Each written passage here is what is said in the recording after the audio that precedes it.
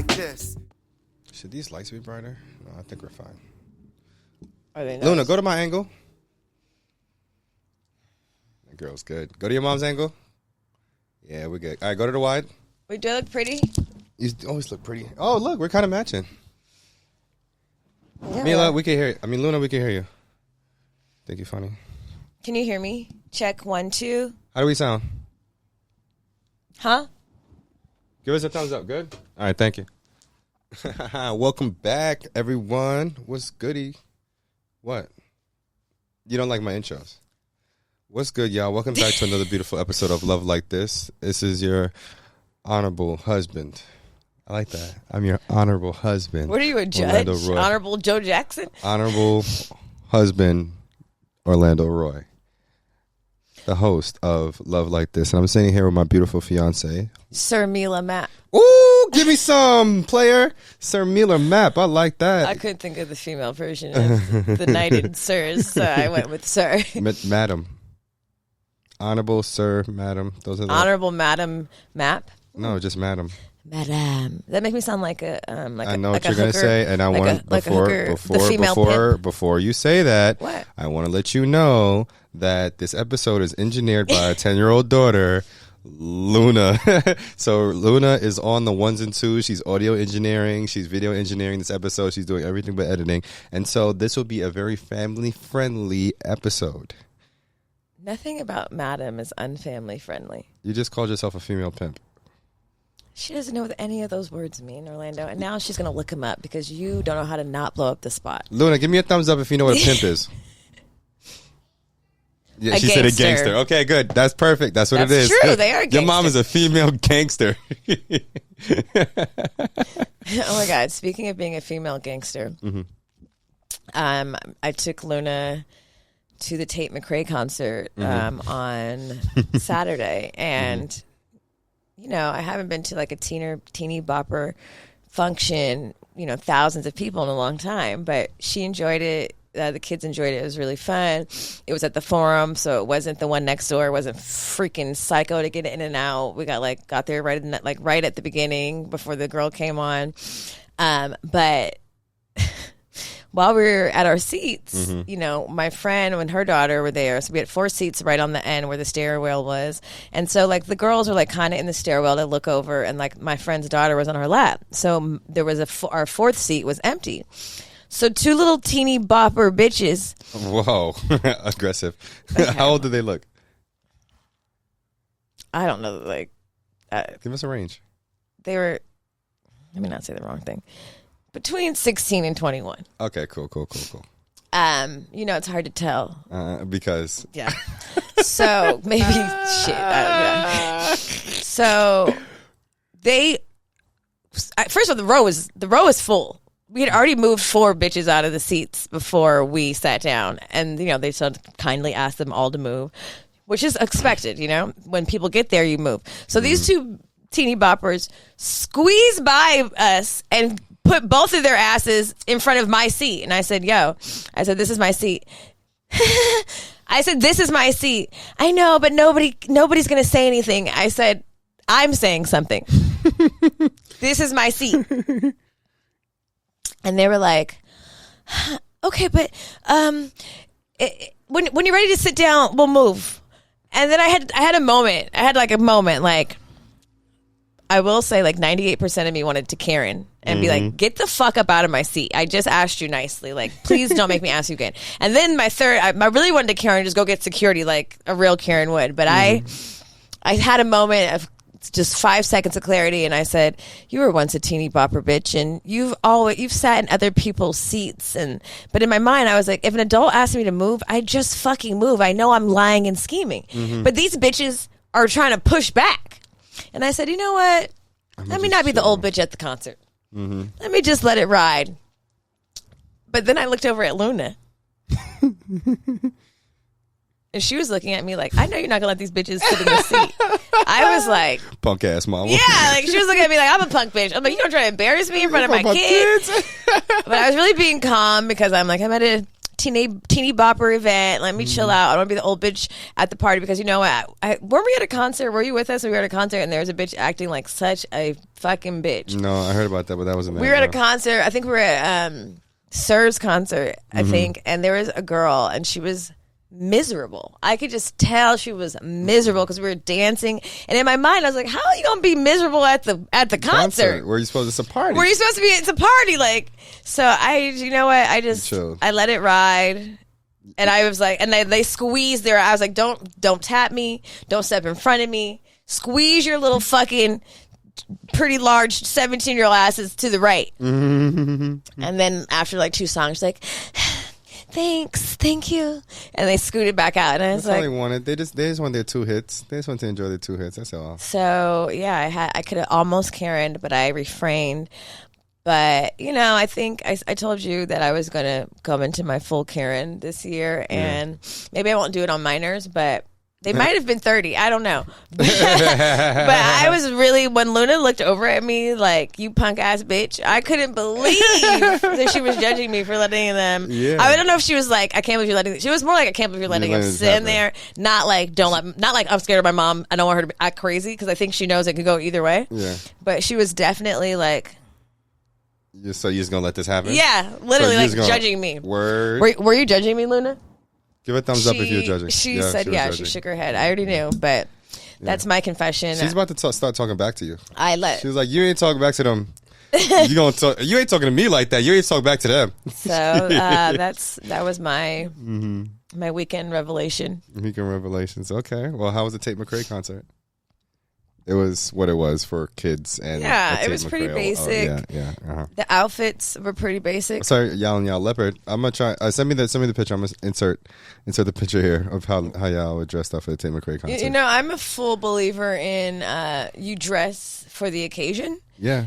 So like if you know our family, if we go to any new movie that's like there's a dress code, a concert. Trend, we're going to wear the outfit. A theme. If there's a theme, we're going in, because I like to dress up. Me and Orlando saw Pretty Woman, I think last year at Hollywood Cemetery. And I don't think you dressed up. I think only I dressed up. I did dress up. I was in a suit and I put on a white man's wig. I don't think you wore that to the movie. Oh, no. That's a movie for me. But I wore my full you were Pretty full Woman. Pretty Woman. Yeah, I love that, because you are a pretty woman. I'm pretty sure I even wore the wig. And... this is just how this is my way. Of course. And actually, this month we're going to see The Craft, and I fully intend on wearing my 90s high school gear. You're going to be an emo white girl. So this is the confessions of me. And I'm sure you've caught on 4 years in that I dress up in theme for every occasion, including the Tate McRae concert, even though I really don't know any of her music, but Luna Pinterested. So I was dressed like every other teeny bopper in leopard jersey. Yeah, I think that's really a black and white jersey, leopard. That was what I got from the crowd. Wow. I did have to have 2 double shot drinks, because that music and that crowd is insufferable. But everybody was super excited. They were singing along. She was getting her dance on. So, you know, we got in, we got out. We started walking out the last song, got right out the parking lot, right back on the 405. And it was a success. She was really happy. They got their $400 t-shirts. You even got a $20 one from the man leaving the concert, which I will always support. The guy leaving the concert. Yeah. Because was he? He's closer to that than the... he was. And it was nice. It was nice to go do that with her. We also did movie night this weekend at her school, and it's her last year in 5th grade. Oh, man. Shout out to little Lou. Making it up in the world, she's going to junior high school. She's going to go to junior high. This is her. She did the full thing of elementary school almost. We're halfway through the semester. You know, I went to that school K through 5th grade, so I'm trying to get into my parent bag and participate, really be there. volunteer, and you know. So we did that. We stayed for the whole movie, and she enjoyed it. So that's good. Listen, man, and now she's engineering the episode. Like, the girl's growing up fast, man. She got a job. She got a job, baby. I got a job too. Like, she's inspired by her dad. I'm gonna have to get it. I need to take a picture of this, because that face. Make that face again, Luna.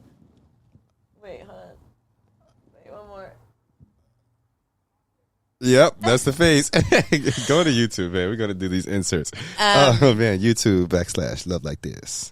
Yeah, but I feel like I'm really in a good place with our family And we are, and that's why I wanted to bring in the whole fam today for this, because, all the things are upgrading, like the work, the finances coming together. We just had some good news that the municipalidad, I don't know how the fuck you said municipalidad of Costa Rica, they building their road, so another house property in a different country is coming together. The finances are coming together. I'm getting overtime. I could literally work 7 days a week. I talked to my dad today, and I told him that you were really like your new job, you're working overtime. He's like, yeah, tell him to get all that money because it's hard out here. People can't keep jobs. It's real hard out here. And I was like, I'm gonna tell him. Yeah, man. Yeah. And that's one reason why, one, I am grateful that I have the job, but two, I'm also grateful and I want to go hard with like getting as much money as I can with as far as like with overtime and stuff like that. And because I want to do things for you. Like, you held it down for like 3 years, the burden of the financial responsibilities. And I was like, I could work 7 days a week. You held it down for 3 years. I can go to work on Saturday. Like, it's fine. It's fine. And I don't mean in a sense of like, I do feel the burden of not spending time with you, but as far as energetically and pushing myself to work an extra day or two or an extra few hours just so I can give you what you want. If you want a new car, if you want to put some money away for when retirement age comes. If you want to get some property in another land, like, I can go an extra few hours at work to give you what you want. Well, that's the shopping plan. sprees and bags. I don't want shopping sprees and bags. The shoes you sent me. I do want shoes. Luna wants clothes. Luna wants to go shopping. I can go an extra day at work. Luna, if you call me dad, I'll take you shopping. No, she said, never mind. He's joking, by the way. This is an ongoing joke in our household that Luna does not call me dad. It's so fun. But yeah, and even my baby has a wedding coming up that she needs to plan, and it needs to be beautiful. She's going wedding dress shopping with her friends who are all excited to go with her. Like, you have big plans, and I need to finance them. Oh my God, let me tell you about these big plans. I mean, I was just looking online and looking at dresses, and there's a fitting room in LA. So I signed up, and they literally, as I'm signing up, they're calling me. The sales people are crazy. Mm-hmm. Like, well, what's your price range? I'm like, under $10,000. They're like, okay. I'm like, first of all, I'm lying. I ain't paying no $10,000 for no motherfucking dress I'm wearing one time. That's insane. I will make it myself. I don't know how to sew. Hey, you know what my cousin did when she got married, and her dress is beautiful? She got her shit from China.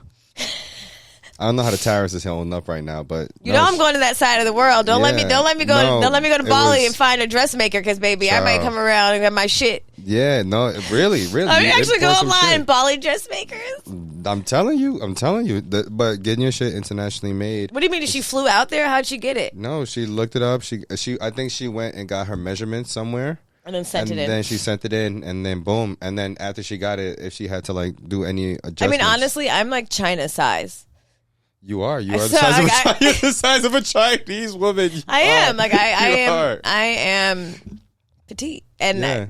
I want a petite dress, so. A petite sheer. All right, so let's.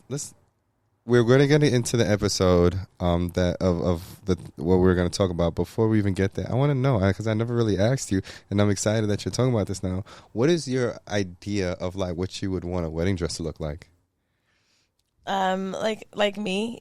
Like, low back, low front, lacy, like maybe beaded, but kind of mostly see-through, maybe a high slit, long train. Long train is good. Mermaid, and I want like an extravagant veil. Mm-hmm. I was thinking maybe something that goes up. Maybe it's something that goes very long. I want it to be classy, but also what I think would look it would be crazy if I came with like a turtleneck wedding dress. Yeah, that wouldn't make any sense. It would be like, well, who is this bitch? You were naked your whole life to put on clothes on your wedding. I mean, I consider just bedazzling the body, but that would defeat the purpose of your wedding dress is only lower half, and then just what's the thing that you put over your nipples? Like the pasties. Pasties, and just pasties. I've been just exploring what that could look like, but as much as like getting married is a a fairy tale of the female fairy tale.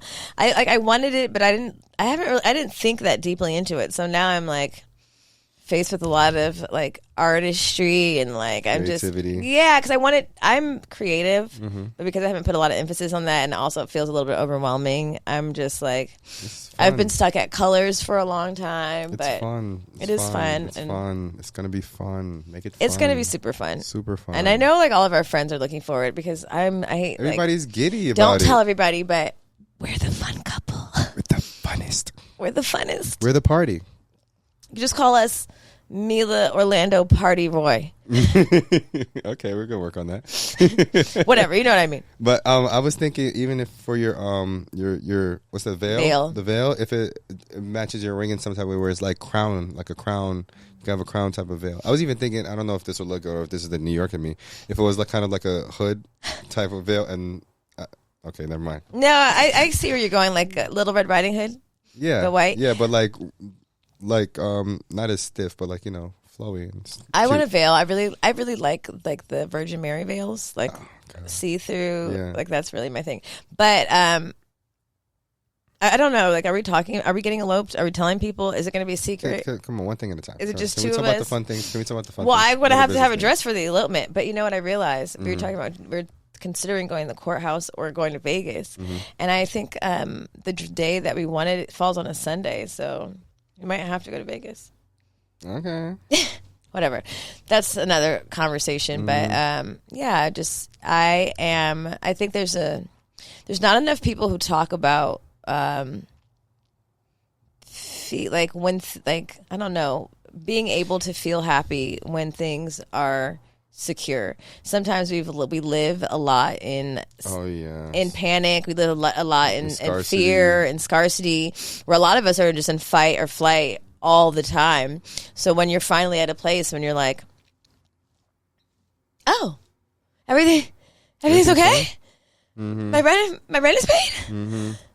I can pay my bills. Got to regulate your nervous system. It's so telling that it's taken me a long time to. I mean, there's always like I feel like a lot of times when things are always happening, we're looking for the shoe to drop, and I'm just finally coming to this space like everything is okay. I can feel happy. I can feel settled. This is probably inappropriate to say, but I feel like a white woman. I feel so calm. I feel like outside of the fucked upness of the world, I'm like, wow, is this what it feels like to, your bills are getting paid, nothing's late, not one bill's gonna fuck up, so right. I'm like, oh, I'm in partnership. I want to feel I'm planning so good something that I have a bill on auto pay. literally that's how I'm feeling, and just to be in love and just to be planning something and to be in partnership, and like it just feels good. I was in one time I was at like an event, and the girl next to me, she was recently engaged, and I don't know, I was just making conversation, and I was like, do you feel like he's your soulmate? And she was like, I think so. And I was like, ugh, maybe I shouldn't ask that. I was like, that's too deep. Bring it back. I was like, okay, anyway. Did y'all have a good time together? Yeah. I was like, damn, I shouldn't ask that. But like, there's definitely like no question in my mind if you're my soulmate or not, or if like I'm making the right choice. Like, I just don't have any. I just know it to be real. Actually, I looked at I was scrolling through my phone today, and there was a groom giving their like speech at their wedding, but he was like, I look good, you all right, and like you could just see her whole face was just like annoyed, and I was like, imagine being like I was just like, first of all, I don't know if it was a joke, I don't really know, but then he was like, I've known you for 30 years, my brother, and I'm so thankful. I'm like, you're giving more love to these niggas in the audience. And she looked beautiful, and I could just see in her face she was fucking irritated, and I just can't imagine being on my wedding day and being like, you are so fucking annoying. Do I even like you? And you just like, I should just walk away right now. Yeah, like you just try to like, I don't know the word, like sub me or Yeah, Like, you're way too nervous for this experience. You're not really grasping. You're not even mature enough for this experience. But yeah, that's not gonna happen. I actually want to cry. you better cry. I goddammit. want to cry. I'll be so mad at myself if I don't cry. You might be in shock. There's a lot of adrenaline that happens at things like this. But I'm just don't do that. I really do want to cry though. I Like would love that, to cry. I want to ugly cry, Okay. or I want to.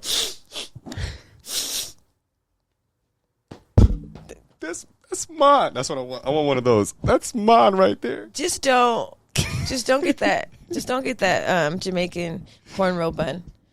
That's a staple. That's iconic. Okay. You're not. Anyway, what I was gonna say was Not iconic.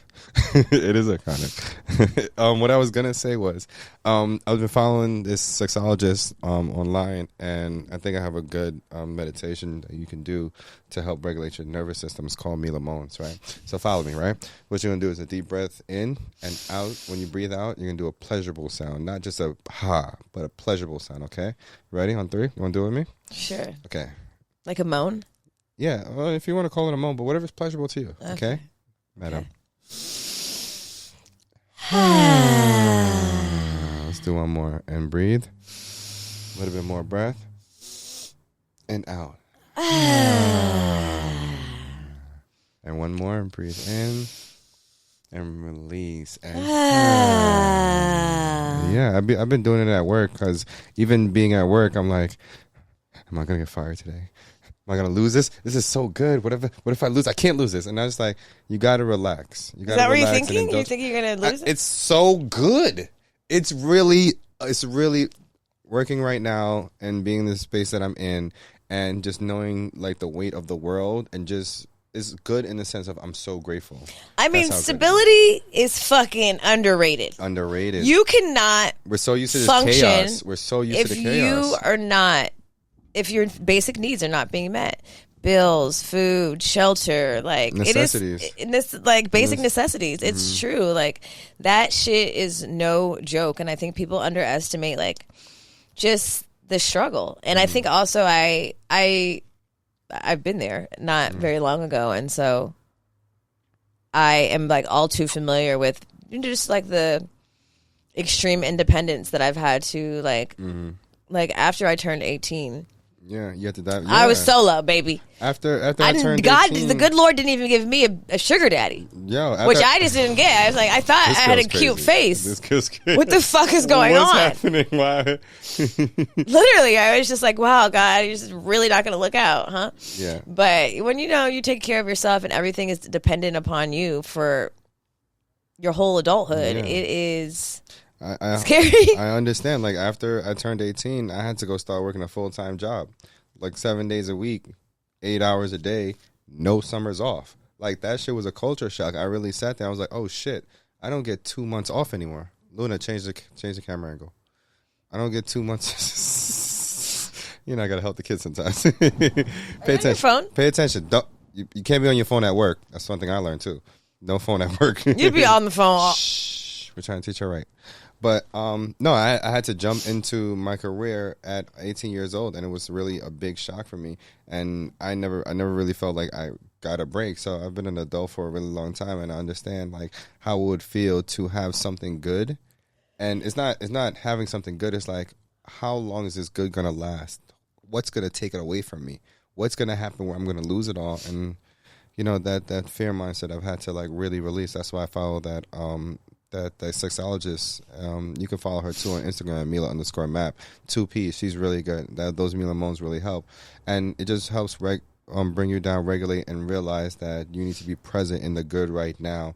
And scarcity mindset is also feeling like you're in good right now, but it can be taken away from you. And I've had to release that for myself.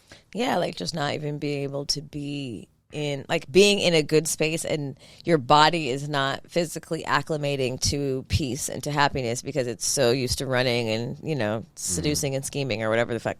But that's been like what I've come to terms with, and just like I really want to be happy. Yeah. I mean, I am happy, but like No, yeah, I know. Trust me, I understand what you Mind, mean. body, soul. Yeah, encompassing Everybody, happiness. because sometimes I tell you, like, my body will be tense, and I'll be like, "What the fuck are you tense?" I'm happy. And I'd be like, "Are you okay? I'm fine." I have to literally tell myself, like, breathe, release. like, Put what's your wrong? shoulders Nothing. down. Oh yeah, nothing. Oh yeah. Wait. Literally, I mean, yeah. Yeah. Domestic violence is real. But one of the other things that's helped me regulate, because honestly, the whole regulation of the nervous system isn't like an overnight thing. It's not something you just go, okay, scarcity mindset, now I'm going to go cold turkey on scarcity mindset. Like, you have to have tools and like a journey through feeling like, hey, I'm out of that space and I'm entering a new space. It's not just like I just step into it, or you just step through a door and now you're just fine. You think that you're like, as soon as I get that job, as soon as I get that check, Yeah. everything's gonna be fine. But it literally, like, if you've been in like your fight or flight for 18, 20, 30 years, it's going to take time to come back, and like it's a work, like, because sometimes you see people who are perfectly fine. I mean, you see a lot of Karens on the internet these days, and you just see what's going on in the world, and you see so many people who are just angry, hateful, angry. Like, that is a projection of you being a miserable bitch inside. So, like, in order to like really live a happy, pleasurable life, orgasmic life, you got to really be in tune and in flow with everything is working out for my benefit. And even when things like veer left or right, I'm straight. Yep, exactly. But one of the things I can say that helped navigate into this is the us securing like the love that we have in our relationship through our premarital coaching. Not even securing it. I would say just like strategizing, like ways to structure within like conflicts, within planning. Yeah, that was, I mean, and I'm really grateful for Kenya K. Stevens, the Progressive Love Academy. AKA Marriage Jesus. I mean, honestly, like the Progressive Love Academy, Up Level Communication, the Divorce Proof Club that we were in, it was really special. Yeah, it was really special to be with, like, first of all, I don't hear a lot of people doing premarital counseling with other couples, which was like pretty eye-opening for us, because all of the other couples that had been married or been together for some time, some years, and I thought that was pretty cool, like, just to be able to see people who had more water under the bridge, had kids, and also just to observe when you don't prioritize your relationship or you don't prioritize communication. Like, it was special to be able to witness and also participate before it gets to an emergency space. I have a question for you, and I'm gonna ask the question. I'm gonna answer it first, so you can have some time to think of your answer. But what was one of the things that you found beneficial about doing a premarital counseling with other couples?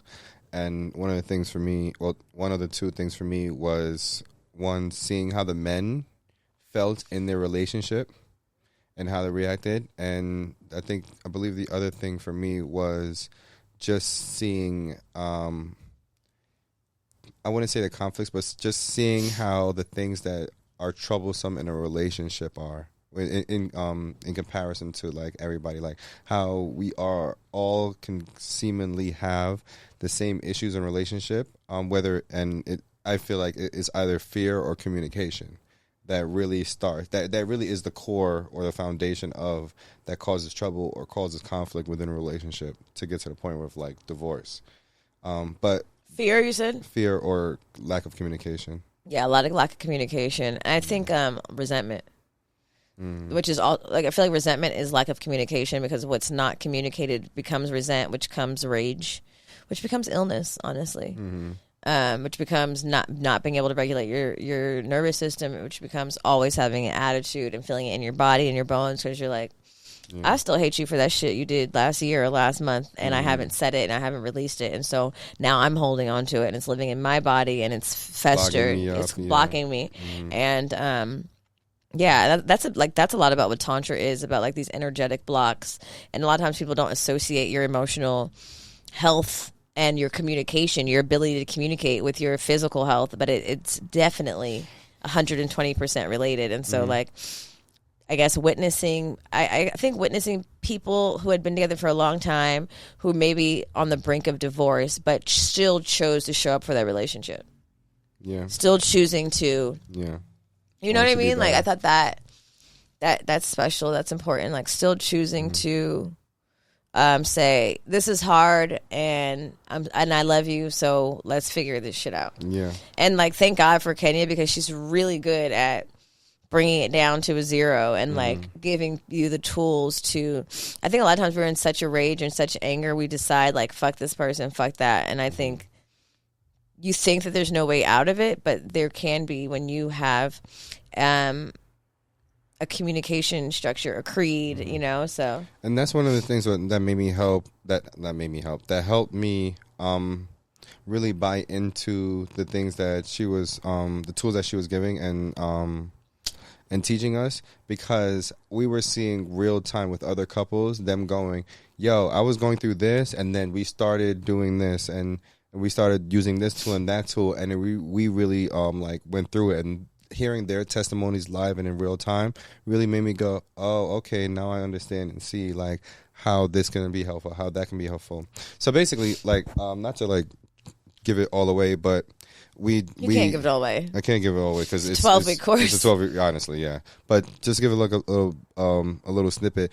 She was teaching us about this thing that's called the animal, the ego, and the higher self. And basically, your animal is just like your raw rage emotion of like how you feel in the moment. Like if you're angry, if like you're super sad, and it's like, this is how I truly feel.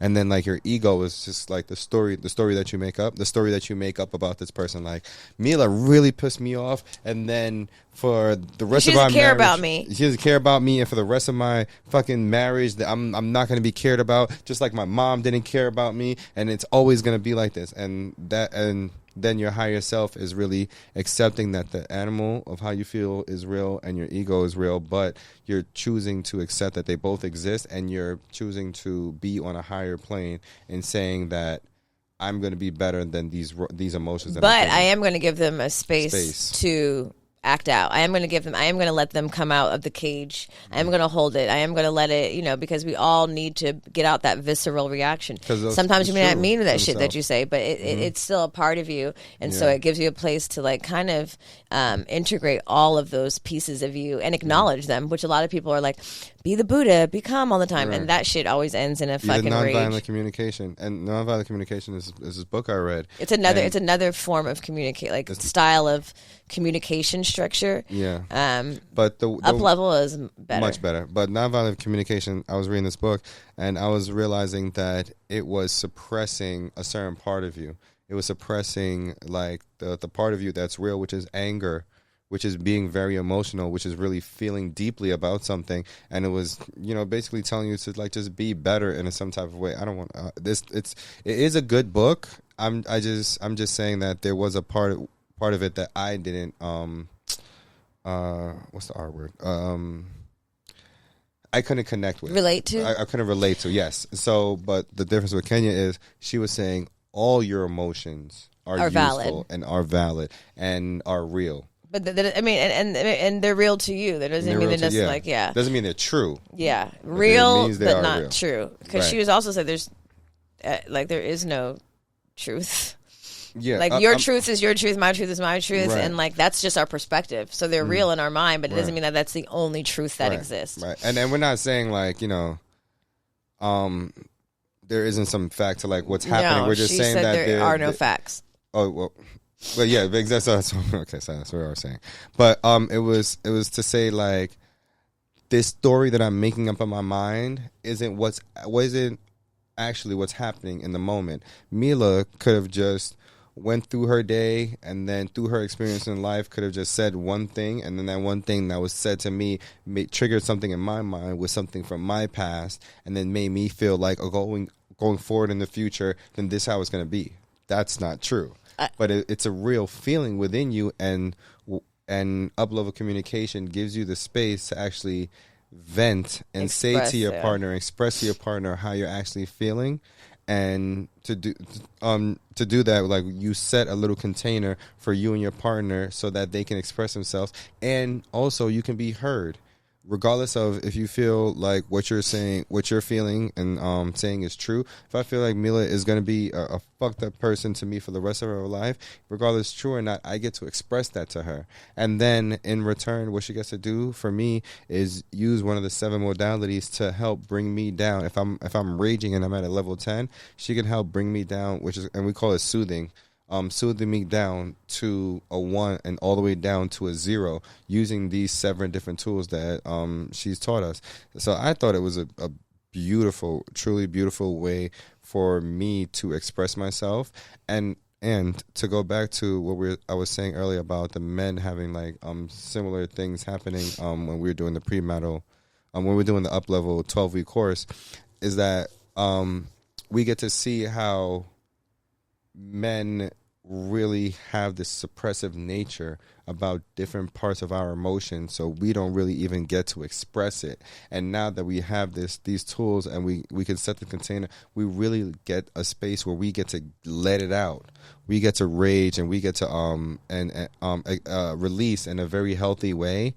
And on top of that, we're not releasing and then feeling like it's a detriment to our relationship, like it's hurtful, like it's harmful. We just get to release and know that, oh, this is not going to be a tit for tat thing. I just get to express to you and tell you how I really feel, and we can hone in on where it's coming from. And on top of that, I'm not going to release and then be left alone. And that's a scary thing, feeling like, yo, after I let her know these things, she's going to be so mad that she's going to leave me. So I have to keep it to myself. Which goes back to the fear part of how your relationship starts going down this road of like closer to divorce, because feel like I have to keep it within myself, because if I don't, you're gonna be so mad that you're gonna want to leave me. It's such a scary feeling to have as a man, so it makes us not even want to express ourselves or tell ourselves, or feeling like it's gonna be even reciprocated to our not reciprocated. It's gonna be accepted by our partner, and so just hearing the men express themselves in different ways and hearing that it's all rooted back into like that one thing. Girl, it was so helpful to have up-level communication, to be able to express myself in that type of way and be heard, and then also be held and patted on the back and saying, it's going to be okay, Orlando, and bringing me down to like a level 0. That shit was very helpful for me specifically, mostly because growing up, I never really got that from my mom. It was just like my mom a lot of times really put me in the shut the fuck up space. Like, you don't get to express yourself, you don't get to say how you feel, you don't get to tell your side of the story. She didn't have the capacity for that. That's a lot of households, I feel like, to be seen, not heard type childhood. Yeah. And it really like stuck with me a lot. So that's one of the biggest reasons why the whole 12-week course and like the setting the container and giving me a chance to speak and express myself really was helpful to me. Yeah, you know what they say, our emotions last, like the feelings of our emotions really last like 3 seconds. It's the story you tell yourself after that you choose to hold on to. Mm-hmm. So it's like the feeling, the initial visceral feeling is there, but you are actively choosing to either sit in it or tell yourself a story that, you know, allows you to choose that as the reality. Mm-hmm. And someone said something to me recently, and they're like, yeah, like if someone pisses you off or irritates you, it's because you're choosing that. You're allowing them to do that. And I had to sit with that for a minute, because it's like, no, what we want to do is be like, you did this to me. And that makes it so that you don't have to take responsibility for your own feelings. And a lot of times it's like, well, if someone said this about you or said this to you, like, is it true?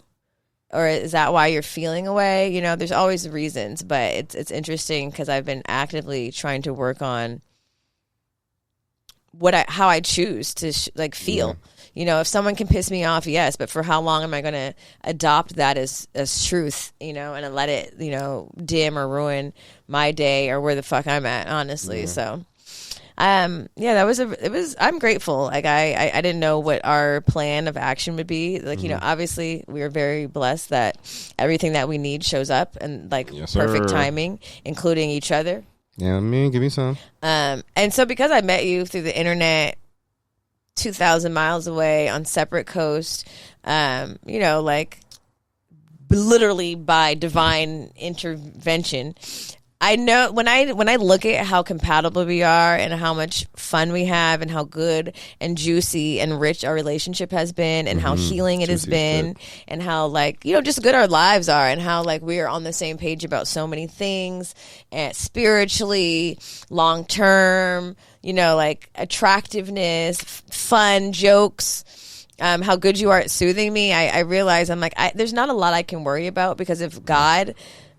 If Source brought you to me and allowed me to discover this love this far apart, when honestly I didn't see it coming, how can I not trust the rest of the process? And even prior to that, like when before meeting you, I was just like, when and if I find a partner, it's going to be so easy.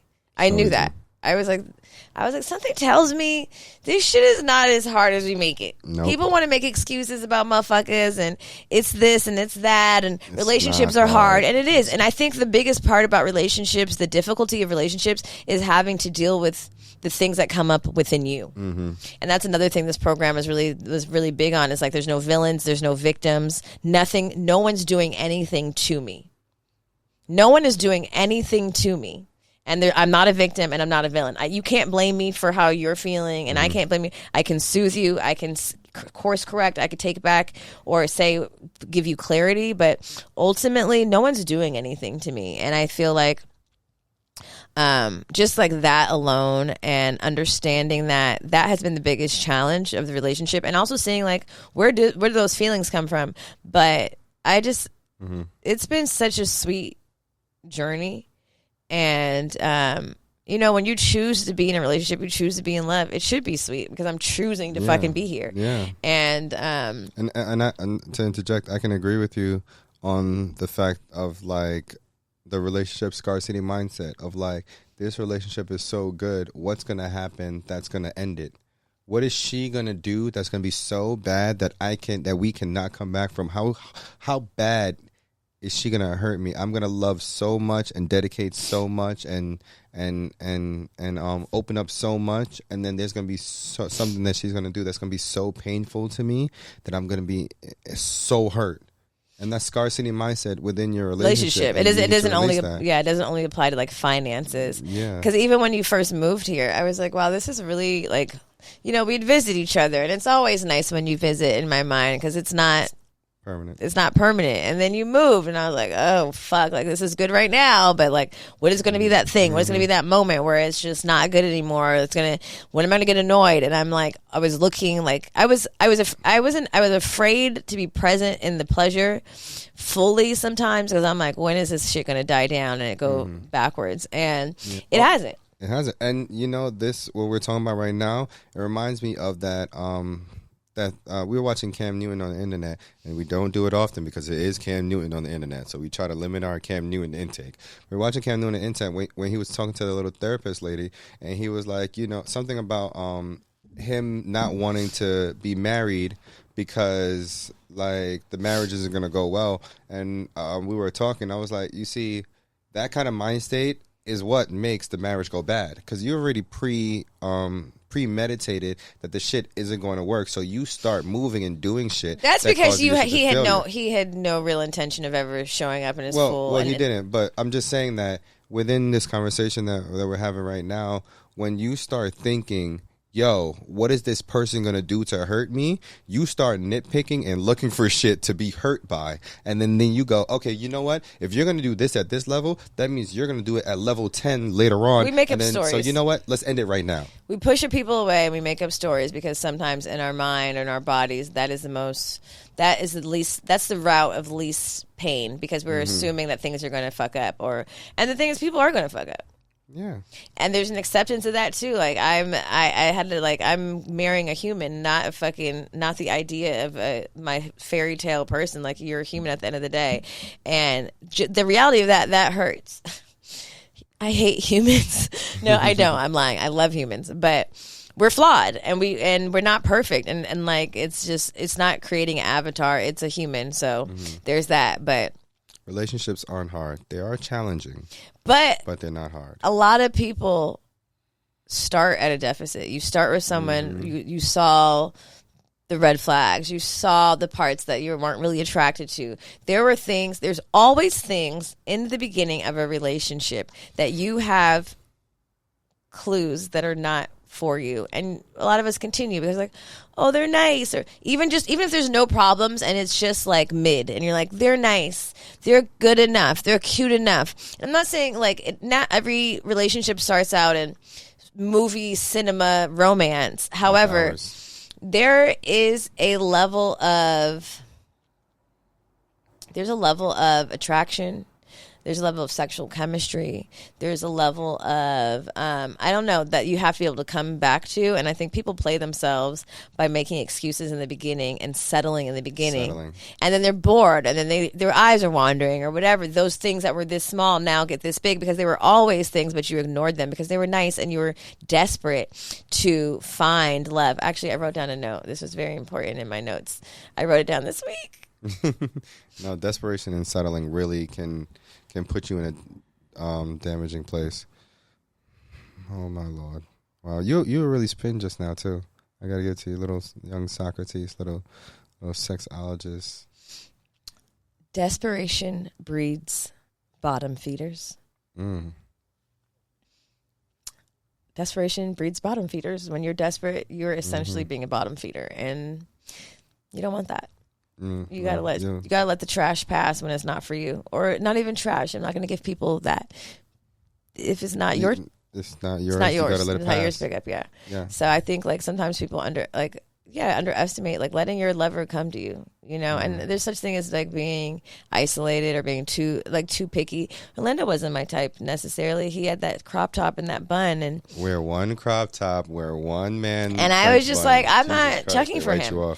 But my heart was open, and I recognized that I felt good with this person. You know what I'm saying? And I'm like, I'm not going to deny that, especially when I've been in relationships that did not measure. Good. Yeah. So the real work is usually when the relationship is so good and so healthy that you finally get to a place where you're not tripping about, are they lying? Are they telling the truth?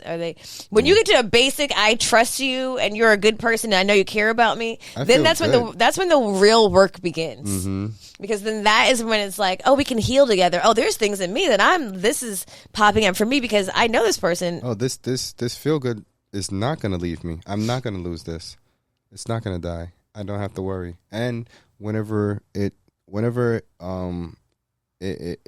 happens to this moment and this feeling right now, however it runs its course, I'm going to enjoy it in the moment. And you know one thing about us that I really love, whatever moment we were in that felt good and it ran its course and it stopped, we enjoyed it. But guess what came up next? A new beginning to something that felt good. And it just keeps growing and new and newness and ending. And we just start a new one, a new feel-good experience. The whole thing feels good, and I'm grateful for that. I feel like love. That was another thing, even like before I met you. I was like, if this shit is not the best ever, why am I doing it? If I don't feel like genuinely like I wanted a movie style type love, or else what the fuck is the point? Yeah. So I think it's possible people put a lot of taint the idea of what long-term relationships could look like as far as fun. People are like, once you put the title, it cuts dry, you stop being intimate, no. You do this, you do that, like the attraction dies, it gets boring. I'm like, fuck all that. No, if you're two fun people, you will have a fun relationship. Basics. Listen, the answer's in there somewhere. But we just love each other, and I love you, and you know, I'm just happy to have an example of love right in front of me, which is you. Me too. I'm happy that we found each other. Everything's in flow. It will continue to be in flow. We're free. We're designing our own relationship. We've done the marriage counseling. We'll probably revisit that a lot of times. Thank God we have the tools. We're planning our wedding. Orlando got a job. Our kid is healthy. We are healthy. Thank God we have health insurance in 35 days. Yep. And speaking of a healthy kid, let's go feed this kid sushi. I know she's goddamn hungry. She's tired of staring at us. So we didn't confirm the sushi choice, but okay. Okay, well, I think she deserves some sushi. Right? Give a thumbs up if you deserve some sushi. That's my girl. I love you. I love you too. Please go on YouTube and follow us, youtube.com/love like this. Instagram, Hoochie Mom and Dad. Follow my beautiful fiance over here, Mila_Map, and really taking those modalities and those meditations with those Mila Moans. It really is good at regulating your nervous system and bringing back pleasure into your life. You can follow me on Instagram and everywhere. Instagram, Twitter, everywhere at WH_Orlando. There you go. That's my baby. She got my back all the time. Is it Orlando Roy? Yeah, WH_Orlando Roy. And Kenya K. Stevens, the founder of the Progressive Love Academy Divorce Proof Club, is launching another set soon. 12-week program? Another 12-week program, so check her out. Divorce Proof Clothing, baby. Insert book right here. Love you guys. Thank you for tuning in. Thank you for the support. Please like and subscribe to this podcast. DM us if you have topic suggestions, advice questions, ask a sexologist, hump day questions. Just message us and let us know you're listening. Shit. Yeah, man. It really gives us energy and really keeps us going, because it's not easy to work as much as I am, because I got a job now and then still feel motivated to come in here and talk to you people. But we do love y'all, honestly. Love like this, the before, during, and after of falling in love. Love you. Love you.